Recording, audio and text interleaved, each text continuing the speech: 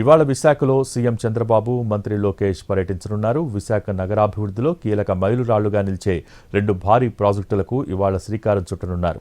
అంతర్జాతీయ ఐటీ దిగ్గజం కాగ్నిజెంట్తో పాటు ప్రముఖ రియల్ ఎస్టేట్ సంస్థ సత్వా గ్రూప్ తమ క్యాంపస్ల నిర్మాణానికి భూమి పూజ చేయనున్నాయి.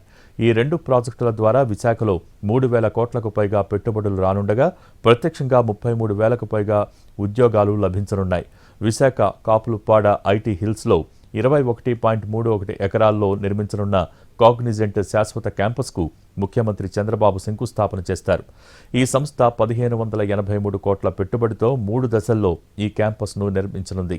దీని ద్వారా 8,000 మందికి ప్రత్యక్షంగా ఉపాధి అవకాశాలు లభిస్తాయి.